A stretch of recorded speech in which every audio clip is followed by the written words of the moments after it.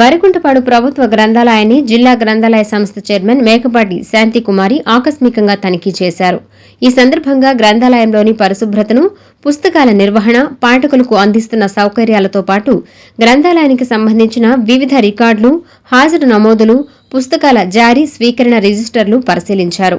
గ్రంథాలయాన్ని ఎల్లప్పుడూ పరిశుభ్రంగా ఉంచాలని సిబ్బందికి సూచించిన ఆమె నిర్వహణలో నిర్లక్ష్యం వహిస్తే చర్యలు తప్పవని హెచ్చరించారు. పాఠకులకు మెరుగైన సేవలు అందించేలా గ్రంథాలయాన్ని తీర్చిదిద్దాలని ఆదేశించారు. గ్రంథాలయ అభివృద్ధికి తన వంతు కృషి చేస్తానని మేకపాటి శాంతికుమారి హామీ ఇచ్చారు. అవసరమైన మౌలిక వసతులు కల్పించడంతో పాటు గ్రంథాలయాన్ని మరింత అభివృద్ధి చేసేందుకు చర్యలు తీసుకుంటామని తెలిపారు.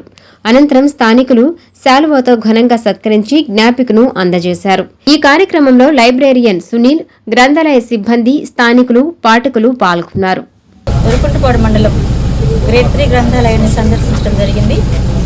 ఇక్కడ మౌలిక సదుపాయాలు, మూల సదుపాయాలు, పుస్తకాల యొక్క పరిశీలన, సిబ్బంది యొక్క కొరత, ఇవన్నీ కూడా ఇలాంటివన్నీ పరిశీలించడం జరిగింది.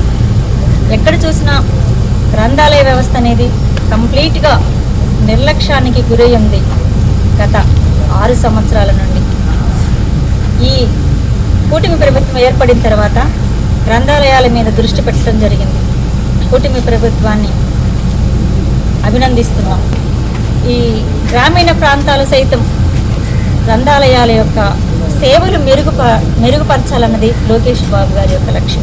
ప్రతి గ్రంథాలయాన్ని సందర్శిస్తాను. నెల్లూరు జిల్లాలో ఉండేటువంటి ప్రతి గ్రంథాలయాన్ని సందర్శిస్తాను. దానికి కావలసినటువంటి మౌలిక సదుపాయాలు, ఇంకా సౌకర్యాలు ఏమైతే ఉన్నాయో అవన్నీ కూడా నేను తప్పకుండా నా యొక్క కృషి నేను చేస్తాను. సంబంధిత అధికారులతో కూడా మాట్లాడి ప్రతి గ్రంథాలయాన్ని, ప్రతి ఊరికి కూడా ప్రతి గ్రంథాలయాన్ని ఆదర్శ గ్రంథాలయంగా మారుస్తానని నేను మీకు తెలియజేస్తాను. ప్రజలు మీరు గ్రంథాలయాలకి వస్తూ ఉంటేనే గ్రంథాలయం యొక్క ఆవశ్యకత అనేది అర్థమవుతుంది. కాకపోతే ఇవి ఈ పరిస్థితుల్లో ఉండవు. అందరికీ అనుకూలమైనటువంటి వాతావరణాన్ని తప్పకుండా ఏర్పాటు చేస్తాను. కాబట్టి ప్రజలందరూ భాగస్వాములు కండి, గ్రంథాలయాలు ఉపయోగించండి. ముఖ్యంగా విద్యార్థులు, యువత మీరు తప్పకుండా గ్రంథాలయాలు ఉపయోగించాలి. పెద్దవాళ్ళు పిల్లల్ని గ్రంథాలయాలకు పంపించడం అలవాటు చేయాలి. చదివే వాళ్ళు ఎప్పుడు కూడా గొప్పగా ఎదుగుతారు. వాళ్ళు ఎదిగితే సమాజం ఎదుగుతుంది. సమాజం ఎదిగితే మొత్తం అందరం అభివృద్ధిలో ఉన్నట్టే.